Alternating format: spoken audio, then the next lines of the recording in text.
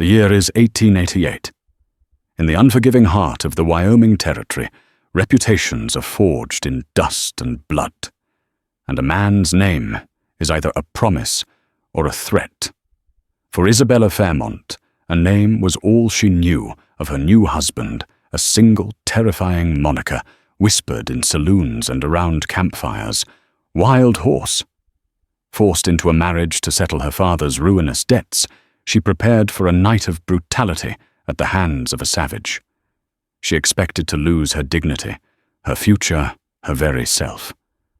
But as the cold dawn broke over the jagged peaks of the Teton Range, the man beside her was not the monster she feared, and the truth he revealed would change not only her life, but the fate of the entire valley. Isabella Belle Fairmont believed her world was constructed of unshakable certainties. It was a world of polished mahogany of poetry, by Longfellow recited in hushed parlors, and of the gentle clinking of porcelain teacups in St. Joseph, Missouri.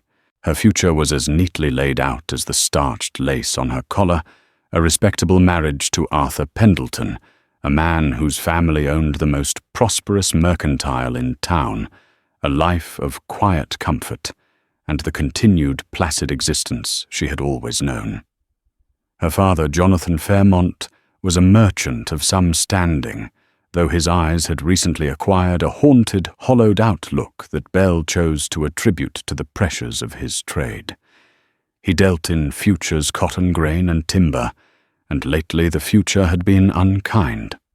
The first crack in Belle's perfect world appeared not as a tremor, but as a fissure that split her life in two.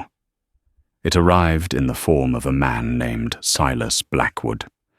He was not a man who walked into a room. He was a man who consumed it.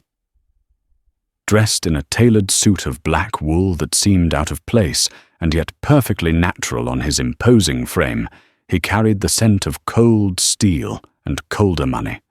His company, the Blackwood Land and Cattle Co., had a reach that extended like a spider's web across 3 territories.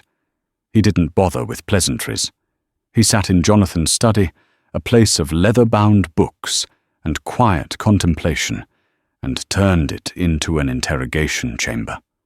Belle, instructed by her father to serve, brandy lingered by the door, her heart a cold stone in her chest. The debt stands at $9,000. Jonathan Blackwood said, his voice a low rumble that vibrated through the floorboards. Your credit is exhausted. Your reputation is compromised. I own you. Belle watched her father, a man who had always seemed a titan to her, shrink into his velvet armchair. Silas, I can get it back. The next shipment? There is no next shipment.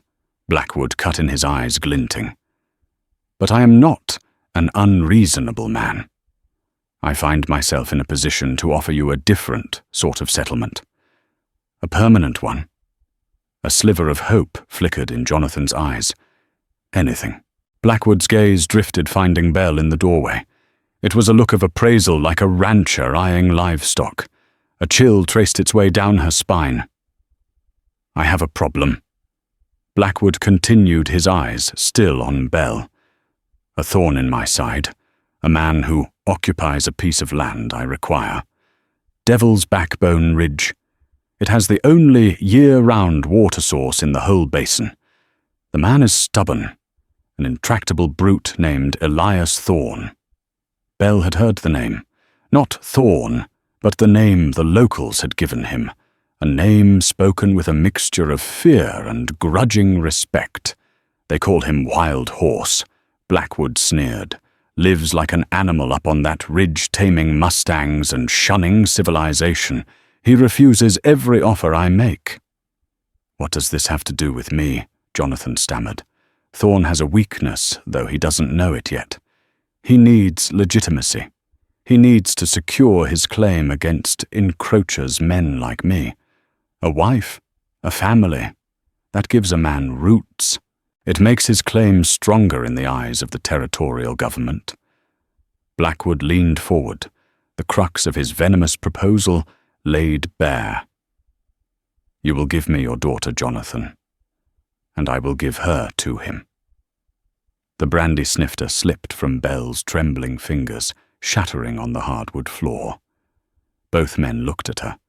Her father's face was a mask of shame and horror. Blackwood's was one of triumph. "You're mad," Jonathan whispered. "I'm a businessman." Blackwood corrected him. "Your daughter marries Thorn. The debt is cleared. You walk away. She will be my eyes and ears. She will find the weakness in his claim in his character. A woman has ways of persuading a man. And when the time is right and Thorn is removed, his widow, my loyal asset, will sign the deed over to me. It's a clean, simple solution."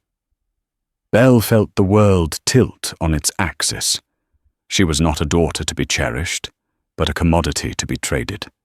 A pawn in a ruthless game of land and power. She looked at her father, pleading with her eyes, but he wouldn't meet her gaze. He was a drowning man, and Silas Blackwood was offering him a stone to stand on, not caring that it would be her own body submerged beneath the water. 2 days later, the contract was signed. Belle's protests were met with her father's tearful, broken apologies. Her engagement to Arthur was severed with a cold, formal letter that spoke of insurmountable family obligations. The town buzzed with rumors, but no one knew the terrifying truth. The wedding was a travesty, held in the dusty office of a circuit judge. Belle wore a simple traveling dress of grey wool, a funereal colour for a funereal occasion. Her father stood beside her, his face ashen. Silas Blackwood was the sole witness, his presence a suffocating shroud. And then he entered, Elias Wild Horse. Thought Thorn. He was nothing like the grunting savage she had imagined. He was tall and lean with the quiet, coiled intensity of a predator. His dark hair was shaggy, brushing the collar of a worn but clean duster. His face was all harsh angles and sun-weathered skin, but his eyes, they were a startling, intelligent grey, the colour of a stormy sky. They swept over the room, missing nothing, and when they landed on her they held no warmth, no malice, only a flat, unreadable assessment. He didn't speak a word during the brief, hollow ceremony. When the judge pronounced them man and wife, he simply nodded his gaze, fixed on Blackwood. "The contract is fulfilled," Blackwood said, a smug smile playing on his lips. "Your claim is now secured by marriage, and my debt is settled." Elias Thorn finally looked at Belle, truly looked at her. He extended a hand, not to take hers in affection, but in a gesture of ownership. It was a strong hand, calloused and scarred. Hesitantly she placed her gloved fingers in his palm. His grip was firm, inescapable. "She's my wife," he said, his voice, a low, gravelly sound that seemed to come from the very earth itself. "What happens now is my business." Without another glance at her father or the triumphant Blackwood, he led her from the office and into the harsh light of the street where 2 horses and a pack mule stood waiting. He lifted her onto one of the horses, as if she weighed nothing. As he swung himself into his own saddle, Belle looked back one last time at the life she was leaving. Her father stood on the steps, a pathetic, broken figure. He had sold his only daughter to save himself. As they rode out of St. Joseph, heading west toward the setting sun and the unknown horrors of Devil's Backbone Ridge, Belle Fairmont, now Belle Thorn, did not weep. Her sorrow was a frozen, silent thing too deep for tears. She was the property of the man they called Wild Horse, a man who hadn't spoken a single word to her. She was a lamb being led to the slaughter, and the only certainty left in her world was the terrifying conviction that her life as she knew it was over. The journey from the relative civilization of Missouri to the raw wilderness of the Wyoming Territory was a brutal education. For 3 days they rode in near total silence. Elias Thorne set a relentless pace, moving with an economy of motion that spoke of a life lived in the saddle. He seemed less a man and more a part of the landscape, his storm-grey eyes constantly scanning the horizon, his posture relaxed but alert. Belle's world shrank to the rhythmic creak of saddle leather, the hard, jolting gait of her horse, and the imposing, silent back of the man who was her husband. The fine wool of her dress was soon coated in a layer of ochre dust, her soft hands blistered and raw from the rains. Each night they made a simple camp. He would start a fire with practiced ease, cook bacon and beans in a small skillet, and hand her a plate without a word. He'd take the first watch, sitting with his back against a rock, a Winchester .73 rifle resting across his lap, his gaze fixed on the darkness beyond the firelight. She expected cruelty, or at the very least a coarse indifference. Instead, she was met with a perplexing, unnerving civility. When her horse stumbled, his hand was instantly there to steady the animal. When their water ran low, he found a hidden spring, first tasting the water himself before offering her the canteen. He never spoke, but his actions were deliberate, protective. It was the way a man might care for a valuable, fragile piece of cargo, and the realization only deepened her sense of dehumanization. On the 3rd day, the rolling plains began to give way to jagged foothills. The land grew harsher, more beautiful, and more deadly. It was here that Belle's composure finally broke. As she dismounted, her legs stiff and aching, the heel of her fashionable but entirely impractical boot caught on a loose rock. She tumbled to the ground, the fall less painful than the sharp, utter humiliation of it. A sob, hot and ragged, escaped her lips. He was beside her in an instant. He knelt, not reaching for her, but examining the rock, his expression unreadable. "This land doesn't care for fine shoes," he said. It was the first full sentence he had spoken to her. His voice was even deeper than she remembered, a low baritone that seemed to vibrate with the stillness of the wilderness around them. He looked at her, then truly looked at her, and she saw a flicker of something in his eyes. It wasn't a pity. It was something closer to understanding. He reached into his saddlebag and pulled out a worn pair of leather moccasins. "They belong to my mother," he said, his voice softer now. "They'll serve you better." He placed them on the ground before her and walked back to the fire, giving her privacy. The moccasins were soft, supple, and clearly handmade. Slipping her feet into them was like an absolution. They fit perfectly. For the first time, Belle felt a sliver of warmth that had nothing to do with the campfire. This was a gesture that didn't fit the narrative of the brutish, wild horse. It was a small, quiet act of kindness, and it confused her more than any cruelty could have. The next day they finally saw it, a great, formidable ridge of stone that clawed at the sky, its silhouette resembling the vertebrae of some colossal ancient beast. Devil's Backbone Ridge. Nestled in a valley at its base was a small, sturdy-looking cabin of hewn logs with a plume of smoke rising from a stone chimney. A corral held a half-dozen horses, their coats shining in the afternoon sun. As they drew closer, an old man with a wild shock of white hair and a beard to match emerged from the cabin, wiping his hands on a cloth. He squinted at them, then broke into a wide, gap-toothed grin. "Elias, my boy, you're back and well, I'll be." His eyes landed on Belle wide with astonishment. Elias swung down from his horse. "Jebediah, this is Isabella, my wife." The old man Jebediah took off his hat, his grin softening into a look of gentle concern as he took in Belle's exhausted, dust-streaked appearance. "Ma'am, welcome to the ridge. We weren't rightly expecting company. The cabin was rustic, but scrupulously clean. A large stone fireplace dominated one wall. A simple table and 2 chairs sat in the center of the room. A bed, neatly made with a thick quilt, was tucked into a corner. There was only one. Belle's heart hammered against her ribs. The civility of the trail was over. Now, in the privacy of his home, the true nature of her husband, her owner, would be revealed. Jebediah cooked them a stew of rabbit and wild vegetables that was the most delicious thing Belle had ever tasted.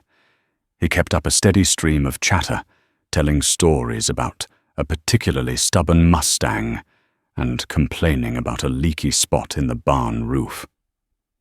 Elias remained mostly silent, but Belle noticed the way his eyes would soften when he looked at the old man. There was a deep, familial affection between them. After the meal, Jebediah tactfully excused himself, saying he preferred to sleep in the barn with the horses. The cabin door closed with a soft click, and the silence that descended was heavier and more charged than any they had shared on the trail. Belle stood frozen, her hands clasped before her, her back ramrod straight. This was it, the moment of reckoning. She was his property, bought and paid for. Elias moved not toward her, but to the fireplace, adding another log to the flames. He watched the sparks fly up the chimney for a long moment before he finally turned to face her. The firelight cast flickering shadows across the harsh planes of his face, making him seem both older and more vulnerable than he had in the daylight. "You can have the bed," he said, his voice quiet. Belle stared at him, uncomprehending. He gestured to a pile of thick buffalo hides near the hearth. "I'll sleep here." He began unbuckling his gun belt, laying the formidable Colt Peacemaker carefully on the mantelpiece. He was giving her a choice. No, not a choice. He was making a statement. Belle's mind reeled. This was not the behavior of a savage claiming his due. Why the word escaped her lips a mere whisper? He looked at her, his grey eyes searching her face. "Because whatever lies, Silas Blackwood told you whatever bargain he struck with your father. It ends at this door. You are in my home now, and in my home you are not a piece of property." He pulled a chair from the table and sat, beginning the slow, methodical process of cleaning his rifle, a task that seemed to give his hands something to do. The message was clear: he would not approach her. Trembling with a mixture of relief and profound confusion, Belle moved to the bed. She didn't undress, merely slipped under the heavy quilt, her heart still pounding a frantic rhythm against her ribs. She lay there for what felt like hours, listening to the crackle of the fire and the soft, rhythmic sounds of Elias cleaning his weapon. She had been forced to marry the man they called Wild Horse. She had prepared herself for the worst night of her life. But as she lay there in the quiet cabin, safe and untouched, she realized that nothing was as she expected. By morning, everything would have to change, because the monster she had been sold to simply did not exist. The real question, far more terrifying than any she had faced before, was who was Elias Thorne? Belle woke to the smell of brewing coffee and frying bacon. Sunlight streamed through the single window of the cabin, illuminating dancing dust motes in the air. For a disoriented moment, she thought she was in her own bed in St. Joseph, but the rough-hewn log walls and the heavy weight of the quilt quickly brought her back to her new, bewildering reality. She sat up.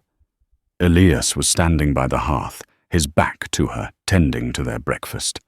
He was dressed, his gun belt already strapped to his hips. The buffalo hides he had used for a bed were neatly folded and stacked. It was as if he hadn't slept at all. "There's coffee," he said, without turning around, his voice calm and even. Belle slowly got out of bed, her body aching from the long ride. She felt a profound sense of unreality. This quiet domesticity was the last thing she had envisioned. She poured herself a mug of the steaming black coffee. It was strong and bitter, and it shocked her senses into full awareness. He placed a plate of bacon and pan-fried bread on the table and sat opposite her. He ate with the same quiet efficiency with which he did everything else. Belle, her appetite gone, merely stared at him over the rim of her mug. "You have questions," he stated, not asking. She swallowed. "Everything. I don't understand any of this. Blackwood, my father, they sold me to you to settle a debt. Blackwood said he wanted a spy, someone to find a weakness to help him take this land." Elias finally met her gaze. His eyes were clear and direct, holding none of the menace she had been conditioned to expect. "And you believed him? Why shouldn't I?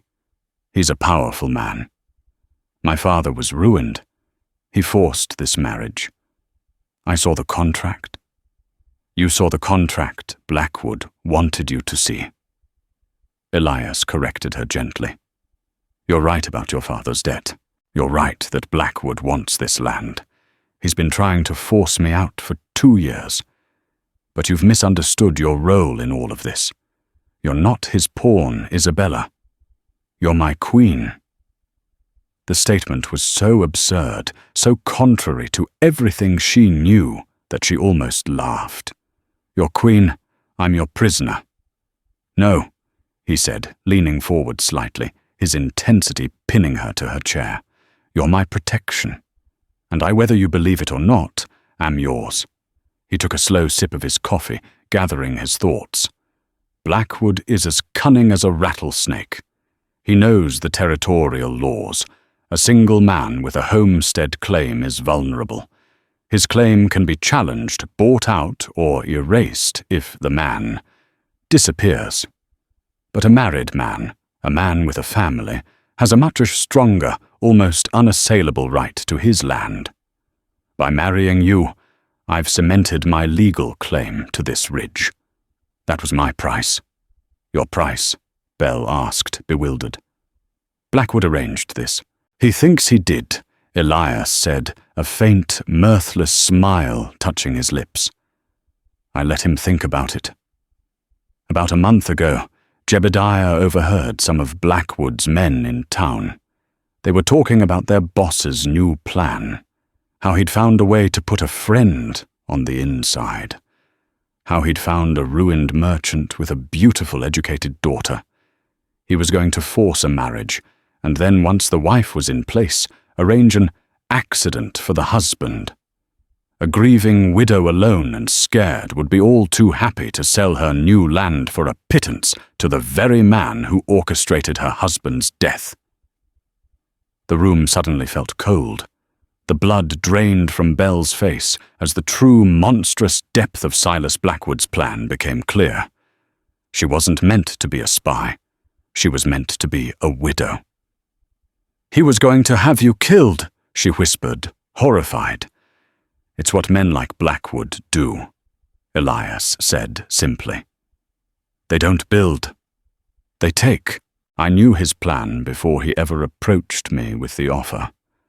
So I played his game. I agreed to the marriage. I let him think he was setting a trap for me."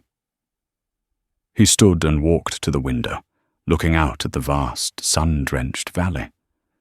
But the trap was for him. By marrying you, I wasn't just strengthening my claim. I was taking you away from him. I was removing his pawn from the board before the game even began. As long as you are here with me, you are safe from him.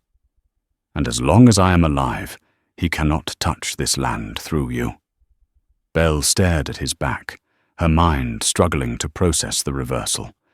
The man she'd been forced to marry, the savage she'd been taught to fear, had entered into this sham of a marriage to save her life. Her father hadn't just sold her. He had unknowingly handed her over to a man who planned to make her a widow. The cage she thought she'd been thrown into was in fact a fortress. "My father," she began, her voice cracking. "Did he know Elias turned from the window, his expression softening with something that looked like pity. "Your father was a desperate man, Isabella. Blackwood likely fed him a story about me being a brute, but promised that you would be well cared for once I was gone, and he had the land. A desperate man will believe any lie that allows him to sleep at night." Everything had changed. The solid ground of her fear and resentment had crumbled away, leaving a dizzying chasm of uncertainty. Elias Thorne was not her captor. He was her protector. This cabin was not her prison. It was a sanctuary. She looked at her hands, then at the man across the room. He was a stranger, and yet he knew the truth of her situation better than she did. He had gambled his own life on this plan on her. What now, she asked, her voice small. Now, he said, his gaze steady and resolute. "We convince Silas Blackwood that he has made the worst mistake of his life. We convince him that you are not a frightened girl he can manipulate, but the devoted wife of a man he cannot break. We live. We work this land, and we wait for him to show his hand. From this morning forward, this marriage is our shield and our weapon." The morning sun had never seemed so bright, nor the world so complicated. She was married to Wild Horse Thorne, and her life was irrevocably tied to his. But for the first time since Blackwood had walked into her father's study, Belle felt not a sense of dread, but a fragile, terrifying flicker of hope. The days that followed settled into a strange and unexpected rhythm. The arrangement between Belle and Elias was one of quiet, respectful distance. He continued to sleep by the hearth, rising before dawn, to tend to the horses and the small herd of cattle that grazed in the valley. He never pressed her, never demanded anything of her, yet his presence was a constant solid force. Belle, for her part, was determined not to be a useless burden. Her life in St. Joseph had prepared her for needlepoint and polite conversation, not for the rugged realities of homesteading. But she was her father's daughter. In one respect, she was resilient. She began with the cabin, cleaning it with a fervor that surprised even herself. She learned from Jebediah how to tend the small vegetable garden, her soft hands slowly growing, calloused from pulling weeds and tilling soil. The old man was a kind and patient teacher, and through his endless stories, Belle began to piece together a clearer picture of Elias. Called him Wild Horse. Ever since he was a boy, Jebediah told her one afternoon as they salted fish for the winter. "Not 'cause he's mean, mind you. 'Cause there ain't a horse born he can't be gentle. He doesn't break 'em, see. He listens to 'em. Understand what they're afraid of. He's got a patience that'd make a saint jealous." Belle watched Elias that evening as he worked with a new Mustang in the corral. It was a magnificent, fiery creature with a coat the color of midnight. It reared and kicked, fighting the rope with a desperate fury. But Elias was a picture of calm. He didn't shout or use a whip. He moved in slow, deliberate circles, speaking in a low, soothing voice, a constant, gentle pressure on the line. Hours passed. The sun dipped below the ridge, painting the sky in hues of orange and violet. Finally, the horse stood still, its sides heaving, its eyes fixed on Elias. Slowly, cautiously, Elias approached and laid a hand on its quivering neck. The horse did not flinch. At that moment, Belle understood. His strength was not in force, but in patience, not in dominance, but in understanding. He tamed wild things not by breaking their spirit, but by earning their trust. She found herself wondering if he saw her as just another wild, frightened creature to be gentled. Their evenings became a ritual. After supper, Jebediah would retire to the barn, leaving them in the charged silence of the cabin. To fill it, Belle began to read aloud from one of the few books she'd managed to bring with her, a collection of Shakespeare's plays. At first, Elias seemed merely to be tolerating it, cleaning his tack or sharpening a knife by the fire. But soon Bell noticed he would stop his work and simply listen. His grey eyes fixed on the flames, a thoughtful, distant look on his face. One night, as she read from The Tempest, he surprised her by speaking. "Read that part again," he said quietly. "O brave new world that has such people in't." She read it again, and when she looked up, he was watching her, his expression intense. "My mother used to read to me," he said, his voice low. Before. He didn't finish the sentence. It hung in the air between them, a ghost of a past he kept locked away. It was the first truly personal thing he had ever shared, a tiny crack in his stoic facade. From then on, a subtle shift occurred. The silence between them became less a void and more a comfortable space. He started talking more not about his past, but about the land. He taught her the names of the constellations that blazed in the ink-black sky, the calls of the different birds of prey that soared over the ridge, and how to read the clouds to predict the weather. He showed her the strength in his hands as he mended a broken fence post, and the gentleness in them as he helped a calf during a difficult birth. Belle, in turn, shared her world with him. She spoke of music and art, of the bustling cities she had only read about. She discovered he had a quick, inquisitive mind, though he was almost completely illiterate, able to sign his name and little else. One evening, tentatively, she offered to teach him to read more than just brands and signatures. He agreed with a simple nod, but the gratitude in his eyes was profound. They would sit at the table, her head bent close to his, as she guided his calloused finger across the pages of a simple primer. In those moments, the vast gulf between the educated merchant's daughter and the untamed man of the mountains seemed to vanish. He was no longer Wild Horse, the fearsome stranger. He was Elias, a man of quiet depth and surprising gentleness, and Belle was no longer a pawn or a prisoner, but a partner. The realization stole up on her slowly, then all at once. It was a terrifying, exhilarating thing. She, who was supposed to be a spy for Silas Blackwood, who was supposed to be a grieving widow, was falling in love with her husband. The fragile piece of Devil's Backbone Ridge could not last. Silas Blackwood was not a patient man. When weeks turned into a month with no word from his asset, no sign of discord or weakness from the Thorn homestead, his shadow began to fall across the valley. It started subtly. One morning, Elias and Jebediah found the wire cut on the northern fence line, a dozen head of cattle scattered into the hills. It took them 2 days of hard riding to round them up. A week later, the stream that fed their main water trough was dammed upstream with a crude barrier of logs and rocks, a clear act of sabotage. Elias met each provocation with a grim, quiet fury. He and Jebediah worked tirelessly to repair the damage, their vigilance doubling. Elias started patrolling the borders of his land each night, his Winchester never leaving his side. The comfortable routine of their evenings was replaced by a tense watchfulness. "He's testing us," Elias said to Belle one evening, his face etched with fatigue as he cleaned the grime from his hands. "Prodding the fence to see if the bear is home. He wants me to ride into town and make a scene, give the sheriff a reason to get involved on his side, but we won't give him the satisfaction."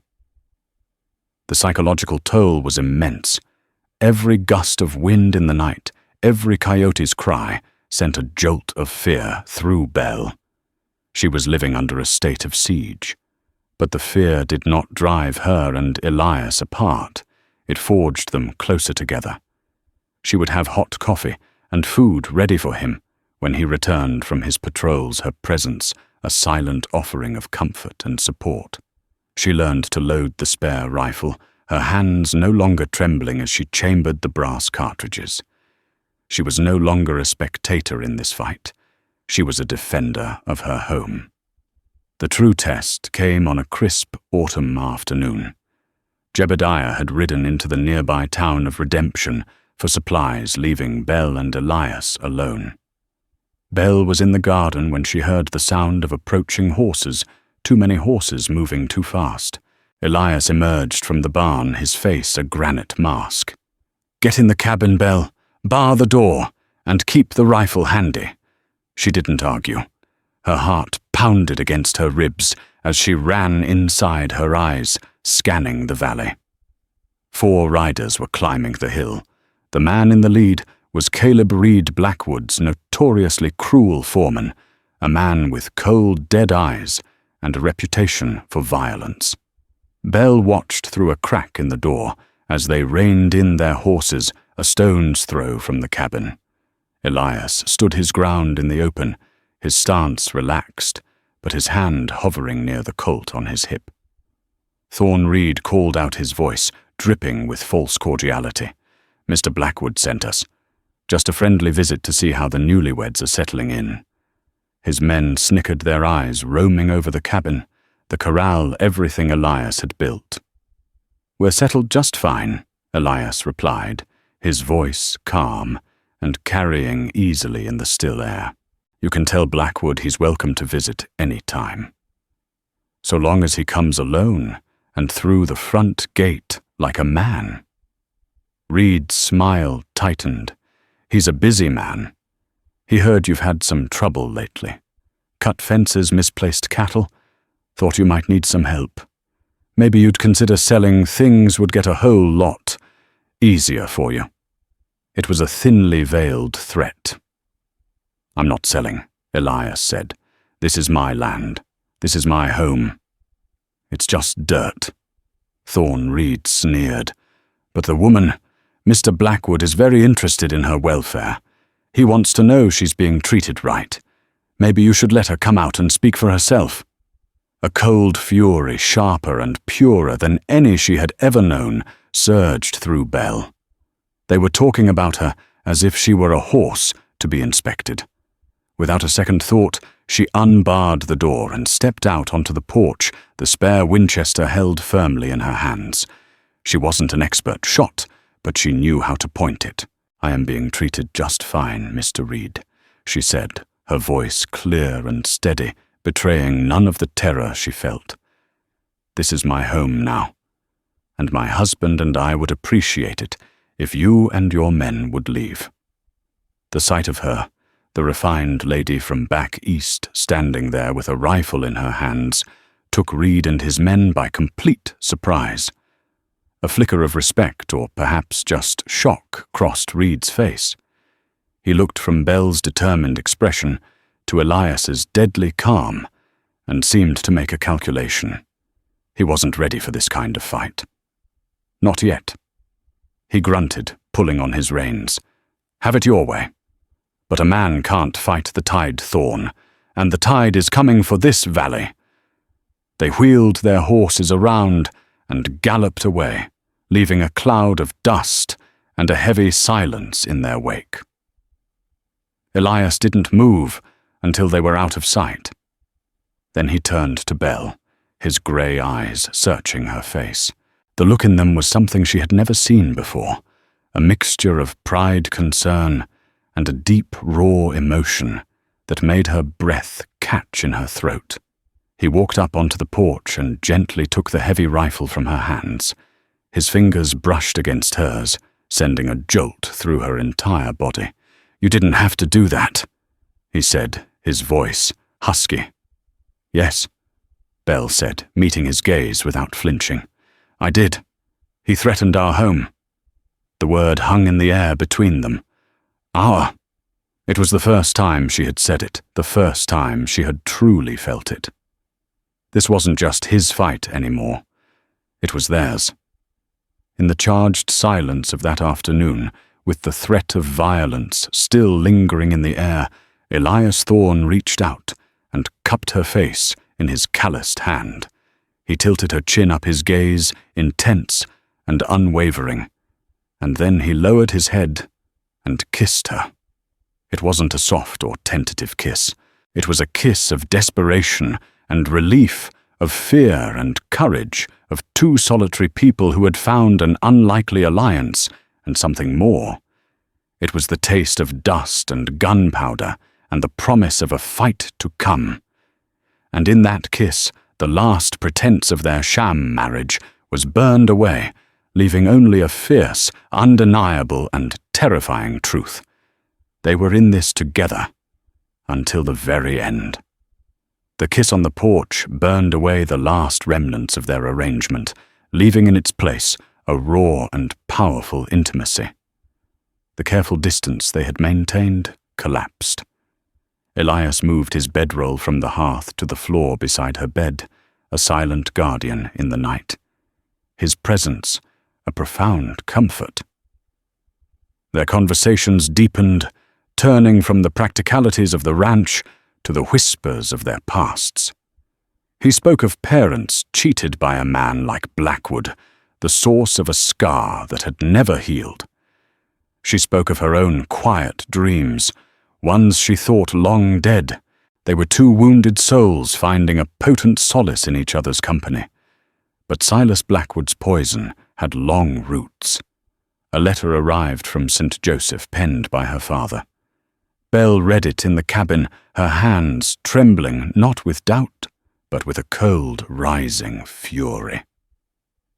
The letter was a masterpiece of manipulation, clearly dictated by Blackwood. It spoke of failing health and ruin, pleading with her to be reasonable. It begged her to secure the deed, for Blackwood to betray the man who had become her entire world, all for the promise of returning to a broken home. The woman she had been in St. Joseph might have wept. The woman of Devil's Backbone Ridge didn't. She saw the words for what they were, the rattling of chains on a man who had chosen his own cage. Her father was asking her to betray the one man who had shown her true honor. She crumpled the letter in her fist. Her loyalty was not a commodity to be traded. It belonged here, on this ridge with Elias. She tucked the letter away, not as a source of conflict, but as a potential weapon. The first snow of the season came early, a soft white blanket that soon turned into a raging blizzard. The wind howled like a banshee, rattling the very logs of the cabin. In the heart of the storm, the distressed cry of a cow from the birthing shed cut through the gale. A first-time mother was in trouble. "I have to go," Elias said, pulling on his heavy coat. "It's a blizzard, Elias." "You can't see a thing." Belle pleaded, her heart seizing with dread. "The herd is our lifeblood," he answered, his voice a calm certainty that left no room for argument. "I'll be back." He was gone for what felt like an eternity. Belle paced the cabin, a prisoner of the storm and her own fear. Just before dawn, the door burst open. It was Jebediah, his face, a mask of panic. "It's Elias." The mother cow panicked in the storm, knocking him against a post. His legs broken. Belle. "It's bad." They brought him in on a makeshift stretcher. He was barely conscious, his face chalk white with pain. His left leg was bent at a sickening angle, a piece of jagged bone protruding from the blood-soaked denim. He would never survive a trip to the doctor in this blizzard. It was up to her. In that instant, Belle's genteel past was burned away by the fires of necessity. "Get him on the table," she ordered, her voice ringing with an authority that surprised them all. "Jebediah, fetch the whiskey, the sharpest knife you have, and all the clean linen we own, and boil water." Now she cut away the torn fabric. The wound was a horrific compound fracture. He was shivering violently from blood loss and shock. She poured whiskey over the wound, ignoring his guttural cry of pain before holding a cup to his lips. "Elias," she said, her eyes locked with his. "You have to trust me." Through a haze of agony, he met her gaze and nodded. What followed was a brutal ordeal. With Jebediah holding Elias's shoulders, Belle, guided by a half-remembered passage from a medical journal, cleaned the wound. Taking a deep breath, she used the fire-heated knife to clear the opening. Gritting her teeth against the wave of nausea, she worked the protruding bone back into place. Elias screamed, a raw, inhuman sound that tore through the cabin before mercifully passing out. Her hands, once accustomed to embroidery, now worked with a surgeon's focus. She stitched the gash closed with her own sewing needle, her stitches small and neat. She fashioned a splint from kindling and bound his leg tightly with strips of linen. For 2 days, as the blizzard raged, she sat by his side, bathing his feverish head, her presence a constant, silent vigil. On the 3rd morning, the storm broke. The sun shone on a pristine world of white, and with the dawn, Elias's fever broke. He woke to find her asleep, in a chair beside him, her hand clutching his. He saw the exhaustion etched on her face and the dried bloodstains on her dress, and he knew. He had married her to protect his land, but she had saved his life. "Belle," he whispered. Her eyes fluttered open. A wave of relief, so pure it took his breath away, washed over her face. "You saved my life," he said, his voice thick with emotion. "You saved mine first," she replied softly. The unspoken words flowed between them. The love that had grown in the shadows was now finally brought into the light. Their sham marriage was a sham no longer. It was a bond forged in fire blood and a blizzard stronger than any legal document and more real than anything either of them had ever known. Elias's recovery was slow, confining him to the bed as a frustrated but deeply proud observer. He watched as Belle rose to become the heart of the ranch. She directed the work, managed the ledgers, and handled the affairs of their homestead with a strength and shrewdness that amazed him. But their newfound peace was fragile. Word of Wild Horse Thorn's crippling injury traveled fast, a carrion call to the vulture that was Silas Blackwood. This was the opening he had been waiting for. It was a cold, bright morning when they appeared, 6 riders with Blackwood at their head. Belle saw them from the yard, and her blood ran cold. She ran inside. "Elias, it's Blackwood! He's here!" Elias struggled to sit up his face, a grim mask, as he reached for the gun belt on the bedpost. "Help me up." "No." Belle said, her voice firm as she took the gun belt from him. "You can't even stand. He wants a broken man and a frightened woman. He's about to be disappointed." She strapped the heavy belt around her own waist. The Colt peacemaker felt alien, and yet strangely right. "Trust me," she said, her eyes blazing. He saw the iron resolve that had set his bone and stitched his skin. He nodded. "Always." Belle walked onto the porch just as Blackwood dismounted with an arrogant swagger. "Mrs. Thorne," he began, his voice oozing full sympathy. "I heard about your husband's terrible accident. I've come to offer my help. We require no help from you, Mr. Blackwood." Belle said, her voice like ice. His mask of civility dropped. "Do not be a fool, girl. This charade is over. I am offering you $500 for this worthless rock pile. Sign the deed, or I will take it and leave your crippled husband in a ditch for the wolves." This was the moment. The final play. Belle reached into her pocket and pulled out her father's crumpled letter. "You mean the arrangement detailed in this letter?" she asked, her voice ringing with scorn. "The one where you ask me to betray my husband." Then, with a stroke of genius, born of desperation, she flipped the letter over. On the back she had hastily scribbled, "This is the last will and testament of Elias Thorne. I leave all property Devil's Backbone Ridge to my beloved wife, Isabella." Below it was Elias's shaky signature, witnessed just moments before. "What is this?" Blackwood snarled. This bell declared, her voice rising so all his men could hear, is proof. Proof that this land belongs to me, his legal wife, should anything happen to him. And a formal copy detailing your threats and coercion is already on its way to the U.S. Marshal in Cheyenne. If any harm comes to us, you will be the only suspect in a federal investigation. It was a breathtaking, audacious lie. But delivered with the conviction of absolute truth, it struck Blackwood's hired guns with the force of a physical blow. They were thugs, not conspirators in a federal case. They exchanged uneasy glances, the risk suddenly too high. "You're lying!" Blackwood hissed, his face contorted with rage. "Am I?" Bell replied coolly. With a fluid motion, she drew the heavy Colt from its holster.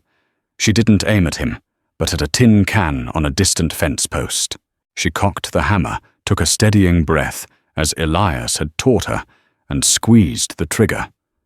The explosion shattered the silence as the can flew into the air. It was a lucky shot, but it was all she needed. It was a statement, "I am not who you think I am." Blackwood looked at the smoking gun, at the unyielding certainty in her eyes, and at the silent, imposing cabin where the man he had underestimated was waiting. He had been outmaneuvered not by a gunfighter, but by a woman's courage and wit. He was defeated. Without another word, he turned, mounted his horse, and rode away, his men trailing behind him like a pack of beaten dogs. Bell stood, the heavy gun still in her hand, until they were gone. Then, her strength giving way, her body began to tremble. The cabin door opened. Elias was there, hobbling on a crutch, his face alight with an awe and love so profound it brought tears to her eyes. He wrapped his arms around her, holding her tight against him. "My queen," he whispered into her hair. She looked up at the rugged, beautiful face of the man they called Wild Horse. He was her husband. This was her land. This was their home. She had been forced to marry him, a transaction meant to destroy them both. But on that cold, bright morning, everything had finally changed. Their life was no longer a contract signed in shame, but a future they had seized for themselves, built on a love as wild and untamable as the ridge they called home. And so the story of Elias Wild Horse Thorne and Isabella Fairmont became a quiet legend in the Wyoming Territory. They were a testament to the fact that true strength isn't always found in the fist, but in the heart, and that love can blossom in the most unlikely of soils. They held their land, raised a family, and faced every hardship together, their bond forged not by law or by force, but by the shared trials that revealed their true selves to one another. Theirs is a story that reminds us that, beneath the dust and grit of the Old West, the most powerful force was never a gun or a claim to land, but the unwavering courage of the human spirit. If their story of resilience, love, and defiance resonated with you, please take a moment to hit that like button. Share it with someone who appreciates a tale where the heart proves mightier than the sword. And most importantly, subscribe to our channel for more true life stories from the annals of history that you won't want to miss. Thank you for listening.